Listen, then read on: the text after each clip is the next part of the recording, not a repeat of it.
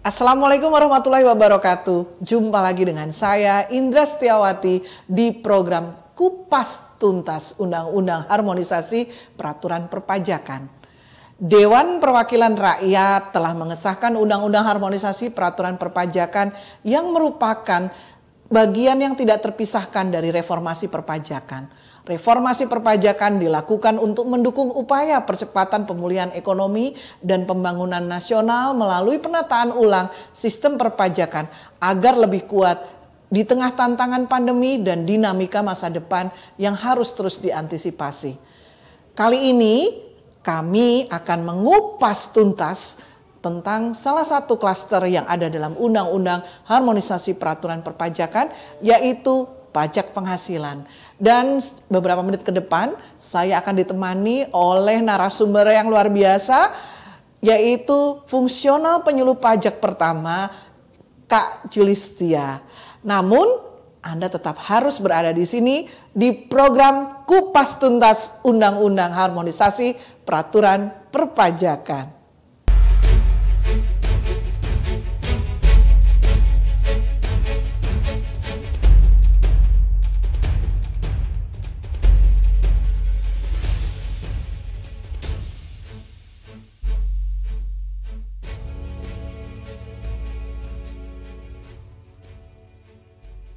Jumpa lagi dengan saya Indra Setiawati, masih tetap di program Kupas Tuntas Undang-Undang Harmonisasi Peraturan Perpajakan. Kali ini saya sudah bersama dengan Kak Julistia yang merupakan fungsional penyuluh pajak pertama di Kanwil DJP Jakarta Selatan 2. Kak Julis nanti akan menemani beberapa menit ke depan untuk mengupas tuntas tentang pajak penghasilan. Dan kita akan berbincang terlebih dahulu dengan Kak Julis dong. Apa kabar Kak Julis? Alhamdulillah baik. Terima kasih banyak sudah diundang sehat. ke sini Miss Indri. Bagaimana kabarnya Miss Indri? Kabar saya luar biasa. Selalu harus bersemangat menemani kawan pajak di luar sana untuk mengupas tuntas tentang Undang-Undang Harmonisasi Peraturan Perpajakan. Kali ini kita akan berbincang tentang PPH. Betul Namun sekali. sebelumnya saya akan menyampaikan, saya akan memuji batik yang digunakan, yang dipakai oleh Kak Julistia ini cantik sekali, berwarna biru dengan motif dari Kalimantan ya. Betul kalau nggak sekali salah. Miss Indri. Betul. Batik Miss Indri ini juga luar biasa cantik ini. Unik sekali motifnya. Batik saya ini adalah batik Jambi yang bermotifkan durian pecah. Kalau kamera bisa langsung memfokus, ini di sini ada gambar durian karena di Jambi dan di kota-kota di Sumatera itu terkenal sekali dengan durian, terutama di kota Jambi. Jadi mungkin ini menginspirasi para pengrajin untuk membuat motif durian pecah. Ya. Oke, kalau kita sudah ngobrol tentang batik, dan kita hari ini menggunakan batik yang cantik untuk mengangkat kearifan lokal, kita pun juga akan mengangkat satu topik yang luar biasa, yaitu tentang Undang-Undang HPP, klaster pajak penghasilan. Nah, kawan pajak, kita sudah mengumpulkan pertanyaan seperti program-program sebelumnya. Kita sudah mengumpulkan pertanyaan yang masuk ke redaksi di program Kupas Tuntas ini, yang nanti akan saya tanyakan kepada Kak Julis tentunya untuk dijawab supaya kawan pajak di sana langsung tahu mengapa ada perubahan Undang-Undang Pajak Penghasilan. Ya, oke. Kak Julis, ada pertanyaan yang harus dijawab Kak Julis yang hari ini, yaitu apa latar belakang adanya perubahan Undang-Undang Pajak Penghasilan ini ya. Jadi mohon Kak Julis sampaikan nanti supaya gamblang masyarakat tuh tahu kenapa sih undang-undang yang sudah bagus, undang-undang yang sudah ada kemudian diubah dengan undang-undang HPP ini. Silakan Kak Julis. Baik, terima kasih Miss Indri. Sebelumnya saya ingin menyapa kawan pajak yang ada di rumah yang menyaksikan video kita pada pagi hari ini. Halo kawan pajak, terima kasih sudah mengundang saya di sini. Terkait dengan alasan mengapa Undang-Undang Pajak Penghasilan yang sudah lama berlaku gitu ya, pada akhirnya diubah dalam Undang-Undang HPP. Yang pertama adalah tentunya asas keadilan. Asas keadilan. Betul sekali. Jadi untuk memberikan keadilan dan kepastian hukum kepada masyarakat dan tentunya juga untuk menunjukkan keberpihakan pemerintah terhadap masyarakat yang berpenghasilan kecil dan juga menengah, maka dilakukanlah perubahan Undang-Undang PPH. diubah ke dalam Undang-Undang Harmonisasi Peraturan Perpajakan. Untuk klaster PPH Betul khusus ya, sekali. diatur khusus. Nah, kalau tadi ada perubahan undang-undang ya, ada perubahan beberapa aturan. Nah, ini pokok-pokok perubahan yang diatur apa saja dalam Undang-Undang HPP klaster PPH ini, Kak? Baik, yang pertama adalah terkait dengan fringe benefit atau biasa kita sebut natura. Oke, itu yang pertama ya. Betul, jadi sebenarnya nanti ada berapa perubahannya itu dalam garis besar? Ada terkait dengan natura, lalu terkait dengan penghasilan bruto tidak kena pajak. Penghasilan bruto tidak kena pajak. Ini yang menarik nih, penghasilan bruto tidak kena pajak. Lalu yang ketiga yaitu tarif badan. Tarif PPH badan. Betul, tarif PPH badan. Lalu yang keempat adalah terkait dengan bracket pajak penghasilan orang pribadi. Bracket penghasilan pajak orang pribadi. Itu bracket itu artinya lapisan. Iya, betul sekali. Nanti akan kita bahas. Siap, satu persatu ya. Oke. Lalu yang terakhir ada terkait dengan amortisasi dan juga penyusutan. Amortisasi dan penyusutan dalam perhitungan pajak penghasilan. Betul ya. sekali. Jadi ada beberapa yang memang diatur secara khusus dalam perubahan Undang-Undang PPH yang berada di dalam Undang-Undang HPP ini. Betul. Ya. Nanti akan kita bahas satu persatu. Nah, ini yang bahasan kita yang pertama. Mungkin langsung saja nih, kan banyak pertanyaan masyarakat ya mengenai fringe benefit atau natura. Jadi kalau misalnya perusahaan memberi sesuatu kepada pegawainya, apakah kena PPH ya? Berarti itu jadi penghasilan bagi pegawainya. Nah, seperti ini yang banyak ditanyakan oleh kawan pajak. Mungkin Kak Julis selaku penyuluh pajak mungkin bisa menyampaikan terkait dengan fringe benefit atau penghasilan natura yang diterima oleh pegawai ini. Silakan Kak Julis. Baik, terima kasih. Baik kawan pajak, terkait dengan natura atau fringe benefit yang sebelumnya dianggap bukan sebagai objek pajak, di mana untuk penerima bukan sebagai penghasilan, dan untuk yang memberi perusahaan itu bukan sebagai beban, jadi tidak boleh dibiayakan. Namun di Undang-Undang HPP ini memang ada perubahan yang sangat signifikan terkait dengan natura dan atau kenikmatan, gitu ya Miss Indri. Di mana sekarang natura dan atau kenikmatan itu dianggap sebagai objek pajak. Nah, itu yang ditanyakan loh ya oleh kawan pajak. Betul. Natura udah dapat dikenakan pajak nih, saya dapat natura dikenakan pajak.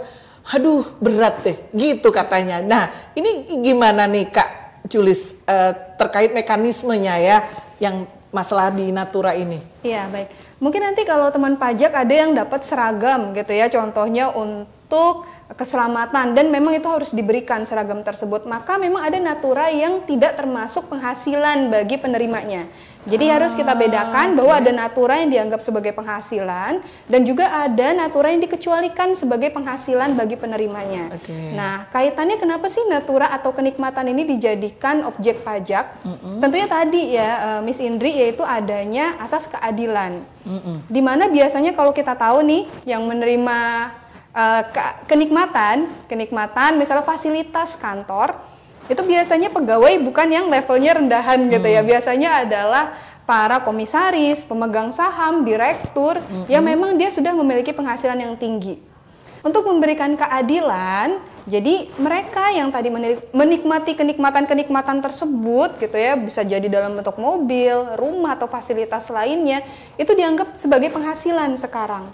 Kalau dulu sebelum adanya Undang-Undang HPP ini itu tidak dianggap, Miss Indri. Kan jadi tidak ada keadilan dalam sisi vertikal gitu ya antar pegawai, masa yang sudah berpenghasilan tinggi mendapatkan fasilitas yang tinggi pula, tetapi tidak dianggap sebagai penghasilan. Nah, dan seperti yang saya jelaskan tadi, ada natura yang memang tidak menjadi penghasilan bagi penerimanya. Apa saja itu? Yaitu ada 5. Yang pertama, dicatat kawan pajak ya, ada 5 nih. Baik, yang pertama adalah makan minum bagi seluruh pegawai. Jadi kalau di kantor ada makan minum gitu ya sama-sama, maka para pegawai yang menerima makan minum tersebut itu bukan penghasilan gitu. Jadi itu memang dianggap natura yang bukan penghasilan bagi penerimanya. Itu yang pertama. Yang kedua adalah natura di daerah tertentu. Kalau ini memang ada pengaturan khususnya nih Miss Indri terkait natura di daerah tertentu. Daerah tertinggal atau daerah tertentu? Di sini diistilahkannya adalah daerah tertentu. Jadi berarti nanti akan ada aturan yang mencatat daerah tertentu apa saja. Betul, ya? Memang ada aturannya nanti. Lalu yang ketiga, Kak? Yang ketiga adalah natura karena keharusan. Jadi misalnya contohnya adalah seragam gitu ya, atau yang kedua adalah alat safety. Misalnya contoh untuk para pekerja tambang gitu ya Miss Indri, kan kita tahu mereka itu harus menggunakan seragam yang khusus, betul, ya. seragam khusus, sepatu khusus, dan itu dianggap sebagai natura, dan itu bukan merupakan penghasilan bagi penerimanya. Itu penghasilan natura atau penerimaan natura yang dikecualikan. Itu yang ketiga. Karena memang harus diadakan, harus diterima oleh karyawan. Lalu yang keempat? Yang keempat adalah natura yang bersumber dari APBN maupun APBD. Tentunya nanti ini akan ada pengaturannya. Ada pengaturan khusus terkait dengan hal ini. Kemudian yang kelima, Kak. Nah, yang kelima ini adalah mungkin yang sebelumnya belum pernah kita dengar nih. Natura dengan jenis dan batasan tertentu. Gitu. Jadi memang ini nanti akan ada pengaturan khusus lagi Miss Indri terkait dengan apa sih batasan dan juga jenis tertentu ini. Nanti tentunya kita akan menunggu aturan turunan dari Undang-Undang HPP-nya. Siap. Dan nanti kita akan bahas lagi setelah ada ketentuan ini supaya masyarakat lebih tahu, kawan pajak lebih jelas sebenarnya yang disebut dengan kenikmatan atau penghasilan natura ini seperti apa. Jadi tidak perlu cemas lagi bahwa kalau saya terima seragam nanti kena pajak dong, karena penghasilan saya itu. Nggak seperti itu juga kali ya. Karena nanti akan diatur khusus. Tadi sudah ada 5 yang sudah diuraikan Kak Julis, dan tentunya nanti kita akan bahas lagi jika peraturan pelaksanaan di lapangannya sudah ada, nanti kita akan bahas kembali ya. Betul itu. Lalu Kak, kalau tadi kita sudah bicara tentang fringe benefit. Nah, kita mau bicara mengenai tadi bracket tarif. Betul. Orang itu kalau bicara PPh mengenai pajak langsung ingin tahu tarif ya. Tarifnya besar nggak sih? Tarifnya berubah nggak sih? Atau malah mungkin tarifnya turun gitu ya. Nah, ini gimana Kak terkait dengan tarif pajak? Iya, mungkin seperti yang kawan pajak sudah ketahui bersama gitu ya Miss Indri, bahwa memang bracket atau lapisan tarif pajak untuk PPh orang pribadi itu kita ada 4 nih sebelumnya nih, di Undang-Undang PPh, yaitu untuk penghasilan penghasilan kena pajak 0 sampai dengan 50 juta itu menggunakan tarif 5%. Di Undang-Undang HPP, di harmonisasi peraturan perpajakan, ini dinaikkan, Miss Indri, untuk range-nya ini. Yang tadi sebelumnya dari 0 sampai dengan 50 juta, sekarang dari 0 sampai dengan 60 juta. Kenapa? Karena ini tadi kaitannya dengan mengapa sih Undang-Undang PPh ini diubah, yaitu untuk keadilan dan juga untuk menunjukkan bahwa pemerintah ini memang berpihak kepada masyarakat yang memiliki penghasilan kecil dan juga menengah. Jadi batas tarif awalnya itu jadi lebih lebar ya, yang tadinya 50 juta jadi 60 juta. Nanti kawan pajak juga bisa sambil lihat slide-nya ya. Ini kita sembari sampaikan, nanti ada slide-nya bagaimana tarif PPh yang lama, undang-undang yang lama, dan undang-undang yang baru. Dan yang pasti dengan melebarnya range penghasilan ini tentunya menjadikan bukti keberpihakan pemerintah terhadap masyarakat berpenghasilan rendah. Betul. Dan juga ini menunjukkan juga bahwa pemerintah ini sekarang menyasar masyarakat yang berpenghasilan lebih tinggi, Mas Indri. Karena sebelumnya itu hanya ada 4 lapisan, yaitu 0 sampai 50 juta 5%, lalu dari 50 juta sampai dengan 250 juta itu adalah 15%, lalu 250 sampai dengan 500 juta itu adalah di 25%, dan yang terakhir di atas 500 juta itu 30%, itu di Undang-Undang PPh dulu. Yang kalau sekarang di Undang-Undang HPP. Betul, jadi ada tambahan satu lagi bracket nih Miss Indri. Yang kelima dong ya? Betul, jadi ada lapisan kelima, di mana untuk wajib pajak yang memiliki penghasilan kena pajak di atas 5 miliar, itu dikenakan tarif 35%. 35%, naik 5% bagi yang berpenghasilan di atas 5 miliar. 5 miliar.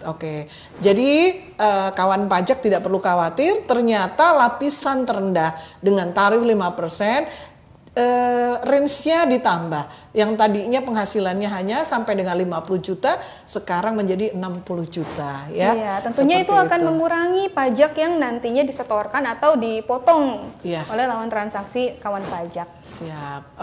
Kak Julis. Itu kita sudah bicara dengan bicara tentang level atau bracket tarif. Nah, sekarang yang tadi kita sudah bicara ada 5 perubahan ya. Yang pertama tadi ada natura, yang kedua ada penghasilan tarif, lapisan tarif ya.